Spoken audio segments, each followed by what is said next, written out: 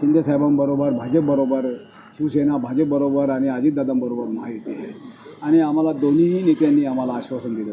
आम्हाला भाजपचे जिल्हा अध्यक्ष नंदू परब यांनी देखील 3 सीटचं आम्हाला आश्वासन दिलं. 3 सीट देऊन तुम्हाला एक परिवहनला एक सदस्य घेऊ असं आम्हाला आश्वासन दिलं. त्याच्यानंतर शिंदे साहेबांनी देखील आम्हाला सांगितलं की तुम्हाला 3ही सीट आम्ही देतो आहे. पण योगायोगाने त्यांची युती झाली, त्याच्यामुळे त्यांना कदाचित त्यांना द्यायला मिळालं नसेल.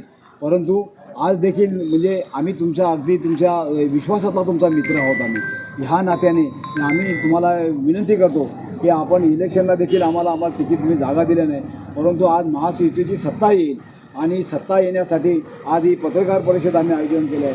आमचे जेवढे मतदार जेवढे आहेत त्या मतदारांना आम्ही आवाहन करतो की आपण भाजप शिवसेनेला आपण मतदान द्या आपण आणि भरघोस मताने निवडून आणा.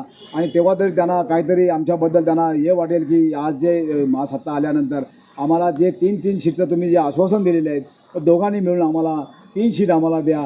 काही सदस्य आमचे परिवहनला घ्या, आमचे काही सदस्य आमचे शिक्षण मंडळावर घ्या. अशी तुमचाही पक्ष चालू दे, आमचीही कुठे चळवळ चालू दे. हे चारही पक्षांनी ठरवलं पाहिजे. अरे यार, आम्हाला कम्प्लिटली तुम्ही आम्हाला डांबून ठेवलं आहे. आज आम्ही काँग्रेसबरोबर होतो तर आम्हाला चांगली संधी होती आम्हाला तिथे. आज तुमच्याबरोबर आम्ही येतो तर आम्हाला हे आमची हालत केलेली आहे. तुम्ही याचा विश्वासात तुम्ही घ्या. तुम्ही आम्हाला म्हणजे एवढं आज आठवले साहेब आज केंद्रामध्ये सत्ता असून आज आमची महाराष्ट्रभर आमची आमचे पक्ष आमचा आहे, ताकद आमची आहे. महाराष्ट्रामध्ये ताकद आमची आहे.